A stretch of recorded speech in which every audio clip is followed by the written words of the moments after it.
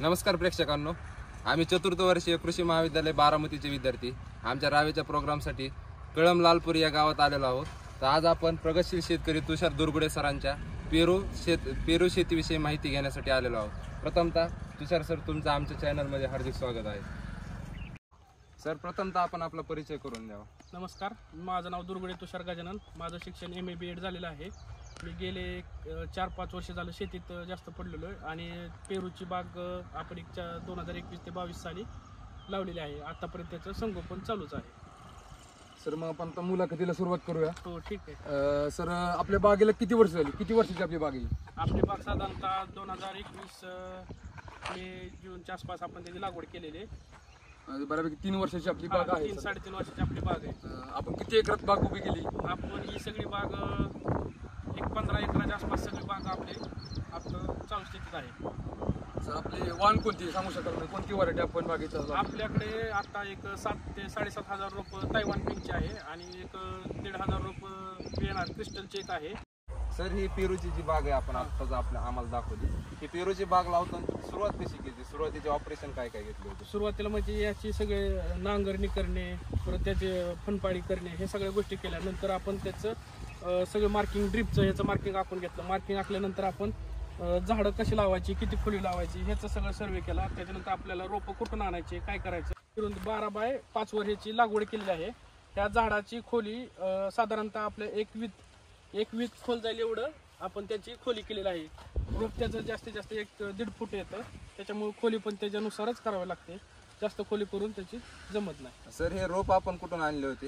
हे रोप आपण साऊथ मध्ये गुंटूर त्या ठिकाणून आणलेले रोप. मग ते आणून वगैरे सगळं तेच देतात का? हा, सगळं आपल्याला जागापोच रोप भेटलेले आहे. आणि तुम्हाला ह्या रोपाची माहिती कुठून भेटली होती की कर्नाटक गुंटूर मध्ये? ह्या रोपाची माहिती आमचे ते खराडे शेतकरी म्हणून आहेत, निमगाव केतकीचे, त्यांच्याकडून आम्हाला ह्या रोपाची माहिती भेटली होती.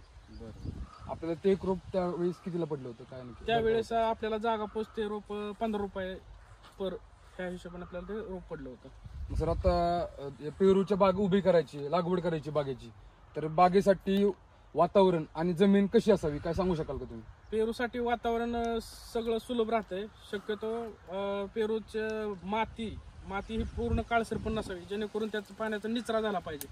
पाण्याचा जर निचरा झाला तर पेरूचं फळ चांगलं येतं. आणि जर निचरा जर नाही झाला, चोपनाट आणि ते कर्लाचं रान जर असेल तर त्याच्यात पेरू पिवळा पडू शकतो. नेमॅटोडचं प्रमाण ह्याचं जास्त होऊ शकतं. त्यामुळं माती ही थोडीशी निचरा होणारी पाहिजे. मुरमाड शक्यतो चांगली, मुरमाड जमीन बऱ्यापैकी लाभदायक ठरते.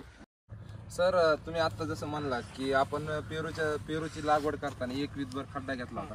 मग त्या खड्ड्यात काही तुम्ही खत वगैरे टाकलं होतं का? आपण त्याच्यात कोंबड खत आणि शेणखत हे मिक्स करून टाकून परत त्याच्यानंतर आपण थोडंसं रासायनिकचं पण थोड्या प्रमाणात त्याला टाकलं, जास्त नको, का तर त्याला परत जास्त हिटबीट झाली तर ते रोप परत जळून जाईल. त्यासाठी कमी प्रमाणात वापरलं त्याला खत. आणि सर, आता सध्या जी ही स्टेजला बाग आहे, ह्या बागेच्या स्टेजला आपण कोणते खत वगैरे देतो ह्याला? आता ह्या स्टेजला बघायचा फळ ही साईज आता मोठी व्हायला लागली. सध्या ह्याला 0.050 ह्या खताची, म्हणजे थोडक्यात MOP पोटॅशची गरज आता जास्त आहे ह्याला. जर ह्याचा पोटॅश आता ह्या साईजला जर भेटलं तर ह्याची ग्रोथ अजून वाढेल, म्हणजे पेरूची साईज पण वाढेल आणि ग्रोथ पण होईल अजून बाकीची. त्यासाठी पोटॅशची जास्त आवश्यकता आहे आता ह्या स्टेजला. जर तुम्ही आता खतांचा बोललोच आपण की बाबा झाडाची वाढवण्यासाठी आपण खते तर टाकतोच, पण ते सोडून आपण कुठले हॉर्टिकल्चर प्रॅक्टिसेस किंवा कुठले ऑपरेशन आपण घेतले आहेत का किंवा कुठले करतो का आपण? ह्याचं काय आहे, जर आपण समजा बाग आता आपला सीझन झाला, बहर निघला, तर दुसरा बहर धरण्यासाठी आपण त्याची छाटणी करतो. अशा प्रकारे आपण छाटणी करू शकतो. मग ह्याच्यानंतर साईडला फुटवे निघतात. फुटवे निघाल्यानंतर परत आपल्याला कळी तयार होऊन परत त्याच्यातनं फळ चालू होतं. सर, आपण आता जसं की बघतो की पेरूच्या बागेला किंवा आपण कोणती बी फळबाग लावली तर वेगवेगळे किडे, रोग वगैरे आढळण्यात येते. तर ह्या पेरूच्या बागेला आपल्याला कोणत्या रोगाला वगैरे सामोरं? आपल्याला ह्या पेरूच्या बागेला जास्त करून माशीचा प्रादुर्भाव जास्त आहे. माशी आपल्याला डंक मारून ते फळ खराब करते. एक माशी कमीत कमी 60 ते 70 फळ खराब करते. आपण बघितलं का, आपल्याला आपण माशी कंट्रोल करण्यासाठी, नियंत्रण करण्यासाठी असे बागेमध्ये ट्रॅप लावले. याच्यात माशी भरपूर प्रमाणात पडलेली असते, म्हणजे त्या ट्रॅपला माशी फसते. याच्यानंतर ह्या माशीपासून अजून पेरूचं काय तुम्हाला हे होतं, पेरू कसा खराब होतो हे पण तुम्हाला मी पुढे मी दाखवतो तुम्हाला त्याचं. सर आता आपण तुम्ही सांगितलं या किड्याचं याच्यावर प्रादुर्भाव होतो फळावरती आपल्या, तर याच्यासाठी तुम्ही कुठले फवारणी घेता का, कुठले औषध वापरता का? माशी कंट्रोल करण्यासाठी आपण हमला म्हणजे क्लोरोपायरिफॉस आणि सायपरमेथिन असे असणारे घटक, नाहीतर मग ऍसिटामिप्रिड माशीसाठी नियंत्रण करण्यासाठी हे असे आपण 2 फवारण्या बऱ्या प्रमाणात घेतो. आणि जास्त जर किडीचा प्रादुर्भाव वाढला तरी इमामेक्टिन बेंझाईल हे पण आपण घेतो याला. म्हणजे सर ही माशी पेरूची साईज कमी करते का? साईज नाही, पेरू आता ज्या स्टेजला आहे, पेरू आता ह्या स्टेजला समजा पेरू असेल, ह्या स्टेजला माशी डंक मारते, डंक मारले की पेरू तो खराब होतो पूर्ण आतून. सर जसं आता तुम्ही आम्हाला किडे दाखवल्या, माशा दाखवल्या, वेगळ्या त्याच्या माशामुळे काय प्रादुर्भाव हे दाखवलं, तर एकदा तुम्ही ही फोम बॅग आणि फोम बॅगच्या बाहेर जी पिशवी लावली त्याची थोडी माहिती देताल का, की का लावली किंवा ह्याचं कारण काय? ह्या आपण पेरू फळाला फोम आणि कॅरी बॅग लावण्याचं कारण एकमेव म्हणजे फळाचं ग्लिजिंग चांगलं राहतं, मार्केटला फळ चांगल्या प्रमाणात जातं. माणसाला त्याची आतून कसं असेल हे माहित नाही, पण वरून तर त्याचं ग्लिजिंग दिसलं पाहिजे, माणूस त्याच्यावर जास्त जातं, आकर्षित होतो. त्यासाठी फळाचं ग्लिजिंग लय महत्वाचं आहे, त्यासाठी कॅरी बॅग आणि फोम आपण लावतोच. सर मग तसंच बघितलं गेलं तर इथं 1-2 फळ पिशवी लावल्यानंतर सुद्धा गळून पडले. याचं कसं आपलं जे पहिल्यांदा स्टार्टिंगला जे फळ आलेलं होतं तर त्याला माशीचा प्रादुर्भाव झाला, माशीने डंक केल्यानंतर परत काय झालं, ते फळ खराब झालं आतून, आणि नंतर आपण नजर चुकीने मग ते फोम लावला गेला. म्हणजे उशीर झाला आपल्याला लावायला. उशीर झाला हे फोम. सर ते जे पेरूच्या आतमध्ये आळ्या होते त्याचं कारण हेच का माशी? हा, माशी पहिल्यांदा स्टार्टिंगला डंक करते, डंक झाल्यानंतर मग ते फळ नंतर ते पिवळसर पडून मग ते खराबच होऊन जातं. म्हणजे आता हे जे दिसते हे सगळं डंक केलेलं दिसते. हा, हे माशीने डंक मारलेले ते. सर जसं आता तुम्ही सांगितलं की बाबा आपण उशिरा झाला आपल्याला फोम बॅग लावायला, पिशवी लावायला, यासारख्या अजून कुठल्या अडचणी आहेत की ज्याच्यामुळे आपल्याला फटका बसू शकतो? याच्या अडचणी दुसऱ्या म्हणजे की झाडावर जर भार जास्त झाला तर झाडाच्या फांद्या अशा खाली वाकू शकतात.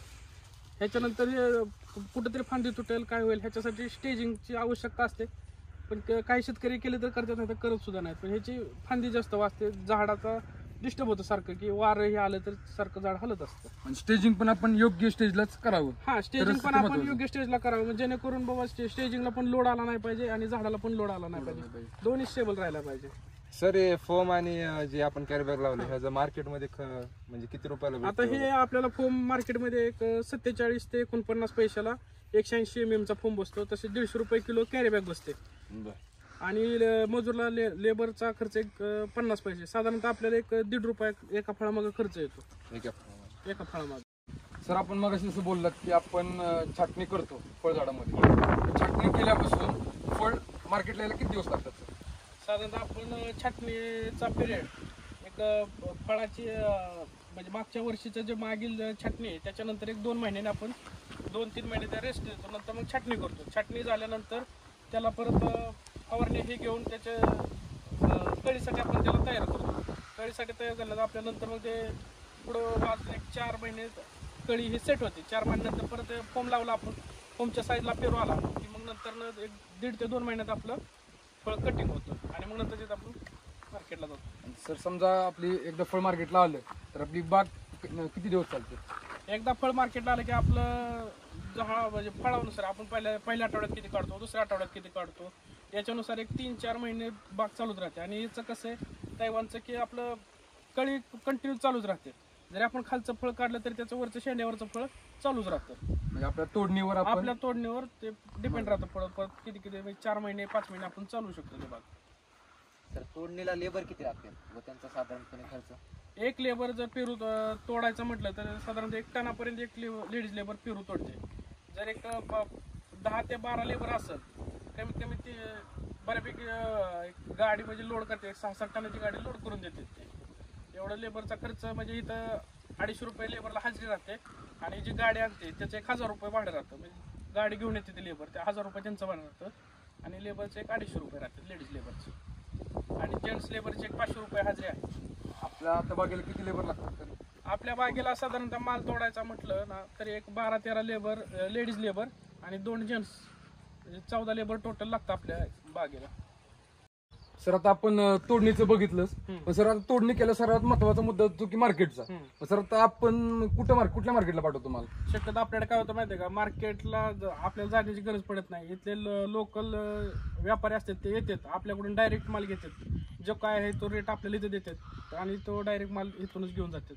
सर्वात जास्त रेट आजपर्यंत आपल्याला किती लागला? सर्वात जास्त रेट आतापर्यंत आपल्याला 82 रुपये केजी पर केजी असा लागलेला आहे. 82 रुपये किलो आपलं 82 फळ रुपये गेले. किलो. हा सर आता सगळ्यात मोठं पेरूचं मार्केट सांगू शकाल का? आता आपल्या इथं नाही पण असं मुंबईला तर बऱ्यापैकी वाशीला जास्त एक जातो आणि त्याच्यापेक्षा जर मोठं म्हटलं तर मग साऊथ मध्ये जास्त आपला पेरू जातो, साऊथ साईडला. साऊथ साईडला. सर आता आपण ट्रान्सपोर्टचं तुम्ही बोलला की व्यापारी येऊन स्वतः माल घेऊन जातात, हो. पण सर ट्रान्सपोर्ट करताना जे आपण पॅकेजिंग करतो त्याने की तुम्ही काय करता सांगाल का? जर आपल्याला लोकल मार्केट असं इकडचे मार्केट जर पाहिजे असतील तर आपण शक्यतो कॅरेटचा वापर करून ह्या कॅरेटमध्ये पेपर टाकून ह्याच्यात आपण भरू शकतो, म्हणजे लोकल मार्केटच्या हिशोबाने. आणि जर एक्सपोर्ट जर करायचं असेल तर बॉक्स पॅकिंग करून डायरेक्ट पूर्ण पॅकिंग करूनच ते पुढे पाठवतो आपण. सर एकरी खर्च आणि उत्पादन किती निघतं? एकरी आपल्याला खर्च एक 5 ते 6 लाख रुपयाच्या आसपास एकरी खर्च होतो. पण त्याच्यानुसार आपण फळाचं ते फोम हे जर बघितलं तर खर्च त्या रेंजमध्ये जातो. आणि सर म्हणजे जर एक झाडावाईज हिशोब जर द्यायचा झाला तर साधारणतः आपल्या जर ह्याच्यात बागेत एक 700 ते 800 झाडं असेल तर एका झाडाला जसं आपल्याला 100 फळ लागत असेल, साधारणतः एक 20 ते 25 केजी जर एका झाडाने जर माल दिला आपल्याला तर साधारणतः एक 15 ते 16 टनापर्यंत आपलं उत्पन्न जाऊ शकतं. सर म्हणजे कमीत कमी सर किती दर भेटला पाहिजे तरी आपल्याला पेरू बाग परवडेल? कमीत कमी एक 25 ते 30 रुपये जरी दर असेल तरी आपल्याला एक पेरू बाग परवडते. म्हणजे आपण जे खर्च करतो त्यापेक्षा आपण नक्कीच नफ्यात राहतो. महत्वाचे आणि अमूल्य असं मार्गदर्शन तुम्ही आम्हाला दिलंय, तुमचा अमूल्य वेळही आम्हाला दिलाय, त्याबद्दल कृषी महाविद्यालय बारामतीच्या तर्फे मी आपले आभार मानतो. धन्यवाद सर.